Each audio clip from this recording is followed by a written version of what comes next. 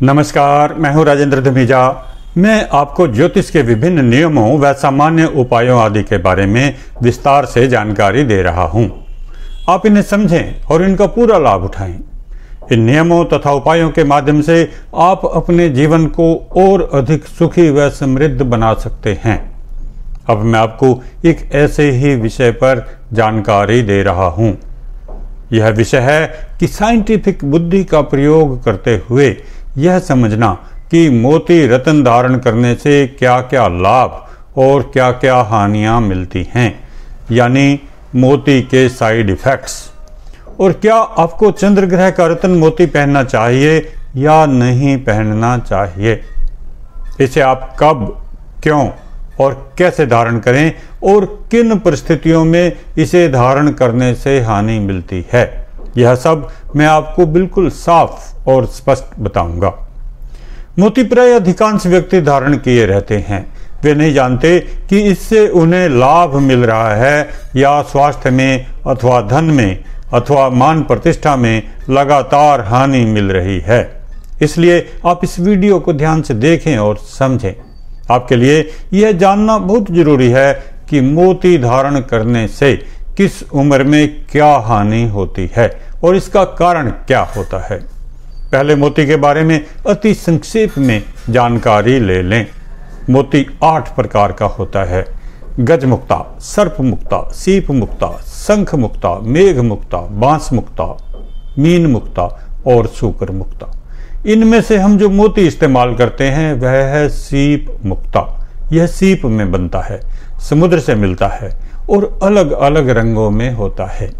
आजकल चीन व जापान से कल्चर्ड मोती आते हैं, यानी ऐसे मोती जो समुद्र में खेती की तरह पैदा किए जाते हैं।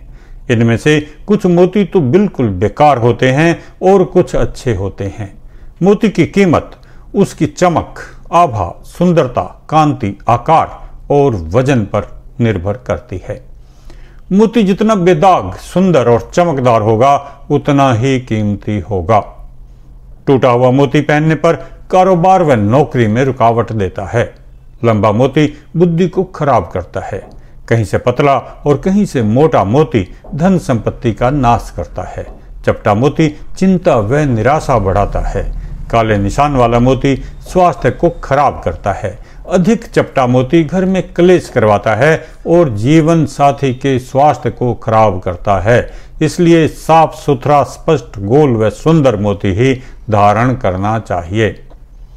रासायनिक दृष्टि से देखें तो मोती में 90% चूना होता है। इसमें कैल्शियम, कार्बन और ऑक्सीजन होते हैं। इसी कारण हकीम लोग इसकी पिष्टी बनाकर बुखार, बवासीर, कमजोरी, आलस्य, स्मरण शक्ति में कमी और पाचन शक्ति को ठीक करने के लिए प्रयोग करते हैं। ज्योतिष शास्त्र के अनुसार मोती चंद्र ग्रह का रत्न है। चंद्र ग्रह भाग्य का सामान्य कारक है, इसलिए इसे भाग्यवर्धक माना जाता है। चंद्र ग्रह की राशि है कर्क, इसलिए इस राशि के लोगों को मोती धारण करना चाहिए। मेष, सिंह, धनु व मीन राशियों के लिए भी यह लाभदायक माना जाता है। चंद्रमा वृश्चिक राशि में नीच होता है, इसलिए इसे शुभ नहीं माना जाना चाहिए, परंतु इस राशि में यह भाग्य स्थान का स्वामी है, इसलिए भाग्य को बल देने के लिए मोती रत्न धारण किया जाता है। वैसे तो मोती किसी भी राशि का व्यक्ति धारण कर सकता है। यह भाग्यवर्धक रत्न है और शीतलता देने वाला है, क्योंकि इसका स्वामी ग्रह चंद्र ठंडे स्वभाव का है। जिन व्यक्तियों को क्रोध अधिक आता है उन्हें सामान्यतया क्रोध शांति के लिए मोती धारण कर लेना चाहिए, परंतु जिन लोगों को ठंड में परेशानी होती है, खांसी जुकाम अधिक होता है, सांस की तकलीफ होती है, दमा या गले की परेशानियां रहती हैं या बीपी काफी लो रहता है, उन्हें भूलकर भी मोती धारण नहीं करना चाहिए। कारण स्पष्ट है, चंद्र का स्वभाव ठंडा है। इसका रत्न मोती ठंडा करता है। लो बीपी में शरीर पहले ही ठंडा होता है। यदि मोती प्रभावशाली है तो हानि निश्चित है। यदि आपकी आयु 50 वर्ष से अधिक हो चुकी है तो भी आपको अधिक सावधानी बरतनी चाहिए। यदि हड्डियों में दर्द होता है, कहीं भी जोड़ों में दर्द होता है और आपने मोती धारण किया हुआ है तो इसे तुरंत उतार दें, क्योंकि यह ठंडा रत्न है और धीरे धीरे आपकी हड्डियों के दर्द में या कमजोरी में वृद्धि करता रहेगा। आपको सीधे खड़े होना है या आपको मान प्रतिष्ठा की जरूरत है तो निश्चित ही आपको गर्म प्रभाव देने वाला रत्न पहनना चाहिए ताकि शरीर में गर्मी रहे, ताकत रहे। आप शरीर को ठंडा करने वाला रत्न बिल्कुल ना पहने, क्योंकि यह आपके शरीर को ठंडा करके आलस्य व कमजोरी को बढ़ाएगा। यह मेरी निजी राय है तथा पिछले 35 वर्ष से अधिक समय से हर रोज अनेक जन्मपत्रियां देखने के अनुभव पर आधारित है।